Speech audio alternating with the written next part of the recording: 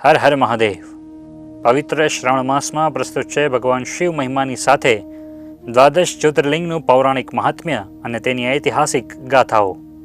સૌરાષ્ટ્રે સોમનાથમ ચ શ્રીશૈલે મલ્લિકાર્જુનમ ઉજ્જૈન્યામ મહાકાલમોંકાર મમલેશ્વરમ પરલ્યામ બૈજનાથમ ચ ડાકિન્યામ ભીમશંકરમ સેતુબંધેતુ રામેશમ નાગેશમ દારુકાવને વારાણસ્યામ તુ વિશ્વેશમ ત્ર્યંબકમ ગૌતમી તટે હિમાલયે તુ કેદારમ ગુષ્મેશમ ચ શિવાલયે એતાની જ્યોતિર્લિંગાની સાયં પ્રાતઃ પઠેન્નરઃ સપ્ત જન્મ કૃતમ પાપમ સ્મરણેન વિનશ્યતિ.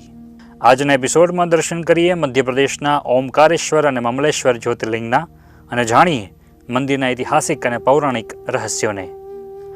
ઓમકારેશ્વરની આ ધરા અનેકો મહાપુરુષોના આગમનથી પાવન થયેલી છે, જેમાં હિન્દુ ધર્મના પુનરુદ્ધારક જગદગુરુ આદિ શંકરાચાર્યજીએ આ સ્થળે જ નાની વયે તેમના ગુરુ ગોવિંદ ભગવત્પાદાચાર્ય પાસેથી દીક્ષા લીધી હતી. ત્યારબાદ અગસ્ત્ય ઋષિ અને શીખ ધર્મના ગુરુ નાનક દેવની તપોસ્થલી પણ ઓમકારેશ્વર છે. અહીં ઓમકારેશ્વર ટાપુ પણ આવેલો છે. મજાની વાત એ છે કે આ સંપૂર્ણ ટાપુ ઓમકારના આકારમાં કુદરતી રીતે નિર્મિત થયેલો છે. ઓમકારેશ્વરની પ્રદક્ષિણા કહેતા પરિક્રમાનું પણ ખૂબ જ મોટું મહાત્મ્ય ભક્તોમાં છે. કુલ 8 કિલોમીટરની પરિક્રમા હોય છે, જે ભક્તો દ્વારા 4 થી 5 કલાકમાં પૂરી કરવામાં આવે છે. પુરાણો અનુસાર અહીં આવેલા ઓમકાર પર્વત પર 33 કોટી દેવતા, 68 તીર્થ, 120 ગુપ્ત રુદ્રલિંગ અને 12 પ્રગટ તીર્થલિંગ છે, જેની પ્રદક્ષિણા કરવાથી અનેક ગણું ફળ પ્રાપ્ત થાય છે. અહીં આવેલા ગૌરી સોમનાથ મંદિરને ASI દ્વારા સુરક્ષિત સ્મારકનો દરજ્જો પ્રાપ્ત છે. ગૌરી સોમનાથની વિશેષતા તેનું ગ્રેનાઇટ લિંગ છે. સ્થાનિક કથા પ્રમાણે આ લિંગ સફેદ પથ્થરનું બનેલું હતું. જ્યારે કોઈ શ્રદ્ધાળુ આ લિંગ પર ધારીને જુએ ત્યારે તેને તેના પછીના જન્મનું ચિત્ર દેખાતું.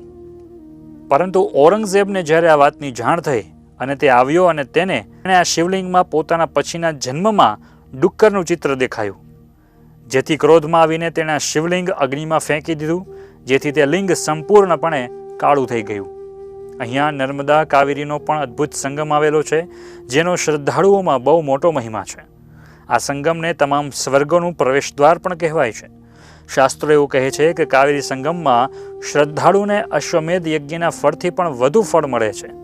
એક કથા અનુસાર અહીં યક્ષોના રાજા કુબેરે બેસીને તપ કર્યું હતું, જેથી પ્રસન્ન થઈ શિવજીએ તેને યક્ષોના રાજા બનાવ્યા અને સદાય નિરોગી તેમજ દીર્ઘાયુ રહેવાનું વરદાન પણ આપ્યું હતું. જેથી આ સ્થળ ખૂબ પવિત્ર અને પુણ્ય દેનારું છે. ઓમકારેશ્વર જ્યોતિર્લિંગના સ્થળ પર અનેક પૌરાણિક અને દર્શનીય સ્થળો છે, જેમ કે શંકરાચાર્યની ગુફા કે જ્યાં તેમણે પોતાના ગુરુ પાસેથી દીક્ષા લીધી હતી, જ્યાં આજે પણ એક મંદિર છે. ઓમકારેશ્વર શીખ સંપ્રદાયનું પણ એક મહત્વનું સ્થળ છે. શીખ ધર્મના ગુરુ નાનક દેવ ઈસવીસન 1508 થી 1514ના સમયગાળામાં ઓમકારેશ્વર આવ્યા હતા. ત્યારે ગોદડશાહ નામના મુસ્લિમ ફકીરે ગુરુ નાનક દેવજીને ઓમકારેશ્વર પર્વતની પરિક્રમા અને તેનો મહિમા સમજાવ્યો હતો. તે સાંભળીને ગુરુ નાનક દેવજીએ ઓમકાર પર્વતની પરિક્રમા પણ કરી હતી. આથી આ સ્થળે શીખ શ્રદ્ધાળુઓ પણ મોટી સંખ્યામાં આવે છે. આવા અનેક દર્શનીય અને પૌરાણિક સ્થાનોથી ઓમકારેશ્વર જ્યોતિર્લિંગનો મહિમા અપરંપાર છે. તો આ હતી મધ્યપ્રદેશના ઓમકારેશ્વર જ્યોતિર્લિંગની કથા અને ઓમકારેશ્વર તીર્થની ગાથા. શ્રાવણ માસમાં ભગવાન શિવ શંકરની ભક્તિ કરીએ અને તેમની અનહદ કૃપા પ્રાપ્ત કરીએ. હર હર મહાદેવ.